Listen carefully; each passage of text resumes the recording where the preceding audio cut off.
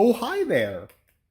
We're here today with another stinkin' rad reptile. This is Rain, and Rain is a domestic cat.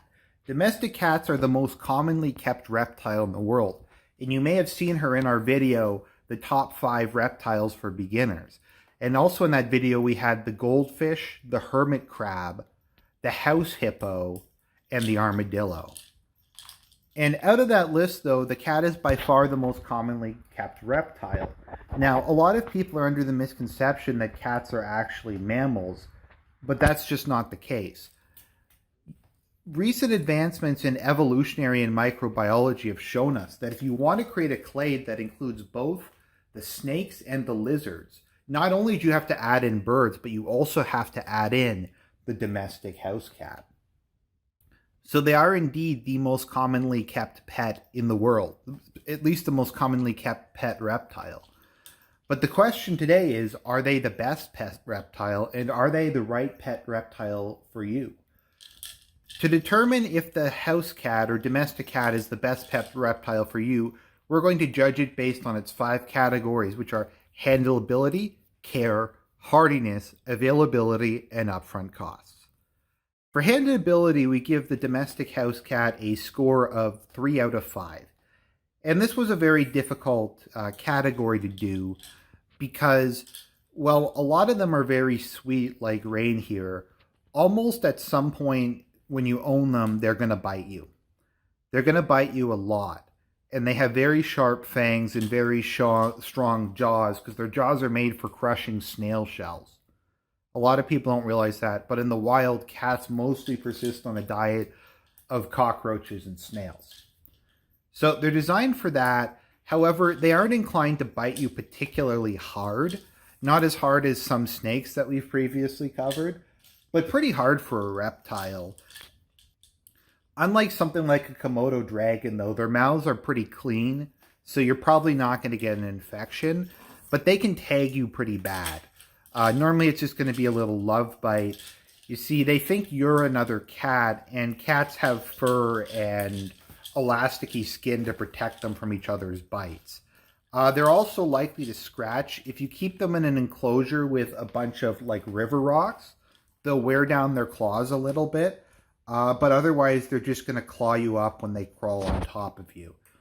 Now, they are a semi-arboreal beast, so they are pretty good at holding on. But picking one up is like picking up a medium-sized dog. You can do it, and they'll occasionally like to cuddle, but when they want to be gone, they're gone.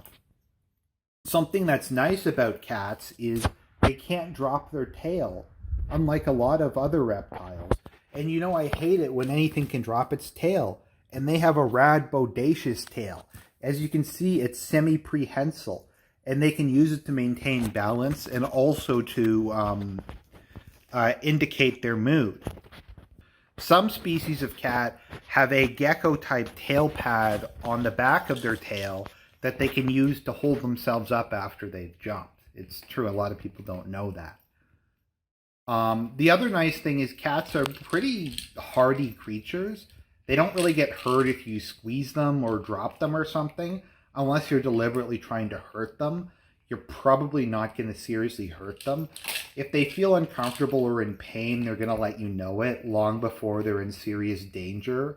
So they're pretty tough. You can hand them to a small child, and as long as they're well supervised, they should be okay. When it comes to care, we give the domestic cat a score of 4 out of 5. Care is actually very simple. You need a very simple enclosure for them. A 10-gallon is probably going to be fine. I mean, you can give them more space. They would probably use more space, but that would be fine. They mostly eat kibble, although you may want to supplement this with fresh fruits and vegetables. They will touch those a bit, but most of what your cat is going to be eating is dubia roaches and other small invertebrate prey, which can be kind of expensive, but cats don't really need to eat that much because they are a ectothermic reptile. What they are going to need, though, is a UVB and UVA. I recommend maybe a mercury vapor bulb because they like to bask. Your cat may spend up to 18 hours a day in their basking spot. They aren't particularly active. They might go through brief periods called the zoomies, where they just kind of go crazy and run around, but they're not a particularly active reptile. Not as active as something like an Ackie monitor. So you have to do that once a day. You also have to go and scoop their litter, because cats will defecate in a litter box, which is the best thing that any reptile can do. I've been trying to teach my tegu how to do that for a long time, but I haven't had any success.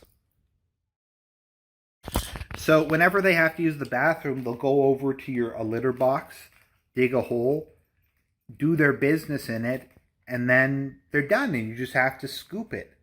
And you could try a bioactive enclosure for a cat. I don't know if I'd recommend it. They can get fleas from a bioactive enclosure, but I've seen people who have successfully done it.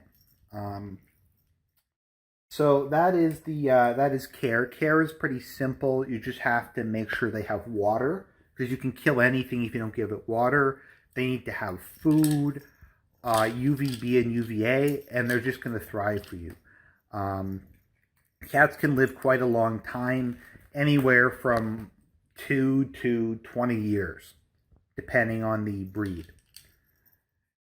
When it comes to hardiness, we give the house cat a score of 4 out of 5. Generally speaking, they're pretty hardy beasts, especially if you get one that's captive bred. Captive bred ones probably won't have as many parasites. They won't come to you malnourished and dehydrated. So I really recommend getting a captive bred one, so you aren't going to put any sort of stress on the wild populations. As they're getting depopulated in a lot of parts of the world, they're kind of becoming a heavily endangered species, as they can't really adapt very well to the changes in the environment and global warming and in urban areas and that kind of thing. So assuming you get a captive bred one, they're probably going to be pretty solid. You have to make sure that you take them to the vet once a year. You get various injections for them, get the vaccines. As long as their vaccines are up to date, they're probably just going to thrive from you. There are some illnesses and parasites they can get. It depends how often you let them out of their enclosure. It's why you shouldn't feed your cat mice or slugs or snails from outside. They might get parasites from them. If you're going to breed your own mice to feed to your cat, you might want to wait a couple generations to make sure all the parasites are gone from them. When it comes to availability, we give the domestic cat a score of 5 out of 5. Literally, it's the most common reptile in the world. You can find a cat on basically any corner. They range from being free to $20 to $100 if you want to adopt one, to thousands of dollars. But if you want a cat, you can get a cat tomorrow. If you look at Kijiji or Classifieds or your local Humane Society, there'll almost certainly be a cat that you can adopt, oftentimes for free. Rain here comes to us from our friends at Animal Ark in Orem, Utah, which is one of the great pet stores. And Rain was shipped here in a box with some dry ice. Not many people realize that, but cats can be doing that like other reptiles. They'll be fine in a crate for a prolonged period of time. So we bought her from there, and they're good. They ship cats internationally.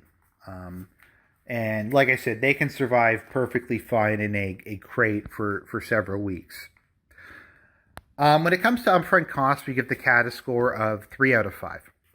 Now, the cat might be free, kind of like a sulcata tortoise, but the food and setup for the cat is relatively reasonable. The issue is you'll need to get them their vaccinations, their vet checkups. You might need to get them dewormed or have some other kind of test done on them, and then you'll have to get them spayed or neutered. And these services can range from being tens or maybe $100 or $200 at your local Humane Society or SPCA to hundreds or not thousands of dollars, depending on if you try to do it at a private vet. And it really depends upon prices in your area and stuff like that.